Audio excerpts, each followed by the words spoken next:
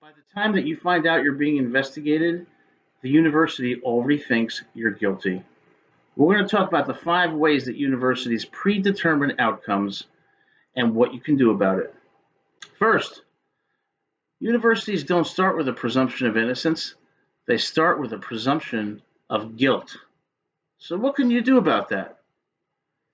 Don't talk to anyone before you understand the allegations against you. Don't share information with anyone. Keep quiet. Silence is often the best strategy. Never send explanatory emails going through tons of details about why you're innocent, why this is unfair, why you've been wrongly accused. It's not going to convince anyone, and the more you explain, the more you look guilty. You've got to get the policy that you allegedly violated and look at its terms very closely, because only when you know what the policy is can you start to prepare a meaningful defense. You've got to prepare a timeline of the events to objectively show the facts of what happened, because investigations aren't about your emotions or your conclusions, they're about your facts and those facts supporting the inference of your innocence. And again, remember, silence isn't guilt. Silence is strategy. So keep your mouth shut. What's the second thing that universities do? They control the evidence rules. This is not a court of law where hearsay is excluded, character evidence is excluded. Okay? There's no indicia of reliability in a university investigation.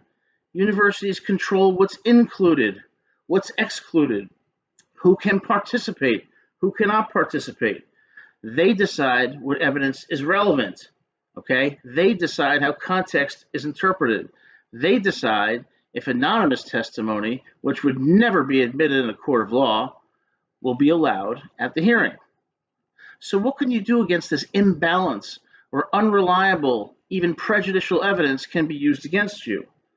Number one, you've got to preserve all documentation, emails, screenshots, letters, everything, because you want to show that there's an objective, factual basis. Regardless of your testimony, regardless of what you think, there's an external, objective measure that supports your innocence. You want to organize your evidence into themes or categories. You want to make sure that your evidence is presented in a way that's organized and flows effectively, because that is what enhances the persuasive value of your presentation. Of course, you've got to present exculpatory evidence, but it's got to be evidence that just isn't your words. Documentation, reliable testimony from those familiar with the situation. Most importantly, you got to prepare your own narrative. You can't let the university's narrative control. You can't just react to the university's narrative. You've got to create your own version of the events, your own timeline, your own evidence, your own documentation. That's what wins. What's the third thing that universities do to predetermine outcomes? Well, investigators and disciplinary panels, they're not neutral, they're biased.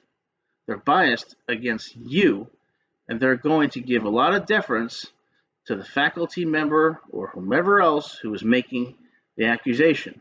So what can you do to combat this? Number one, you've got to identify inaccuracies in the investigator's summary. You've got to submit a written summary that identifies omissions or contradictions or incompleteness in their evidence. Okay? And most importantly, you've got to prepare targeted questions for that hearing. Targeted questions for the investigators that are going to expose bias, inconsistencies, and omissions. Because remember, in a hearing, your goal is not to prove your innocence. Your goal is to show that the standard that must be satisfied to establish your guilt, often by a preponderance of the evidence, is not met. Now, what's the fourth thing that universities do, and be very aware of this one. They set procedural traps. What does that mean? They'll often give you very short deadlines to respond to the allegations against you. They'll limit your access to evidence. Again, this is not a court of law. They actually will refuse to show you some or all of the evidence that's being relied upon to convict you or find you responsible for a policy violation. They're going to place restrictions on participation by advisors or attorneys because they don't want you getting any help. Remember, the outcome is predetermined, and the process is designed to confirm that predetermination. They'll conduct informal interviews and treat them as testimony. They won't let you cross-examine witnesses.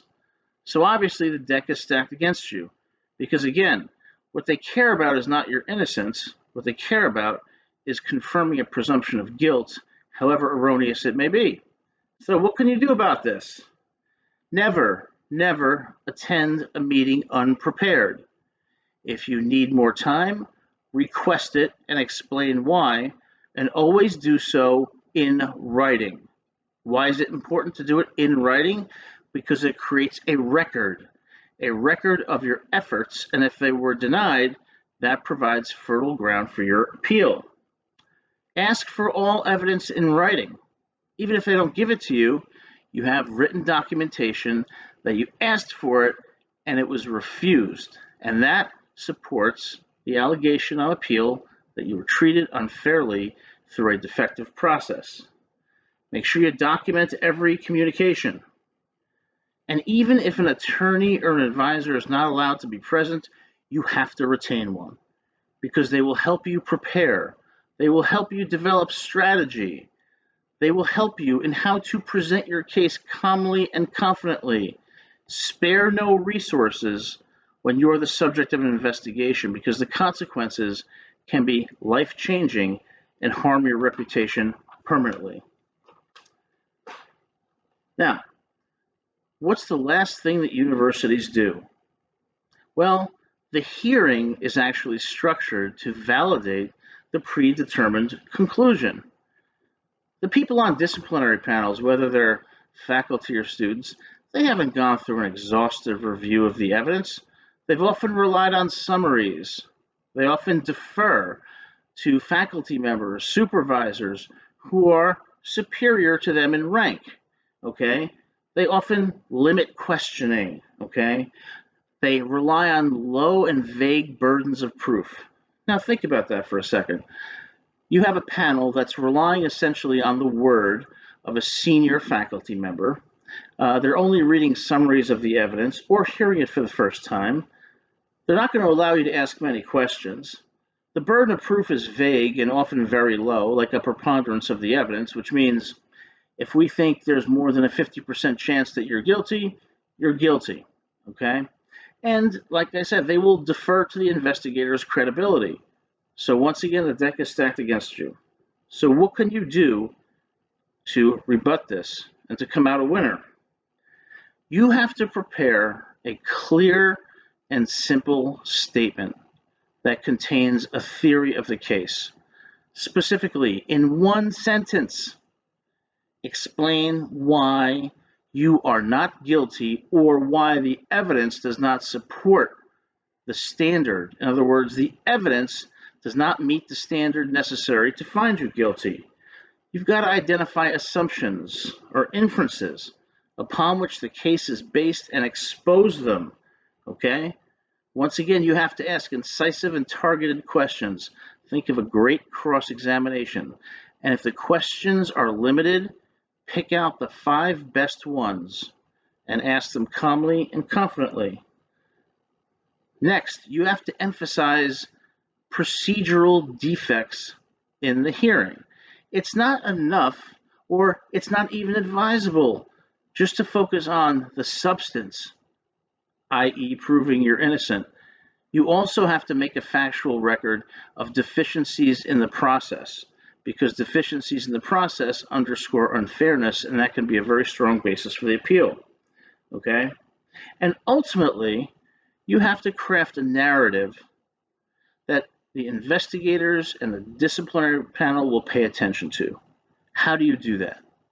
Well, it begins, number one, with your demeanor at a hearing or during questioning. At all times, you have to be calm and confident. Never let emotions get to you.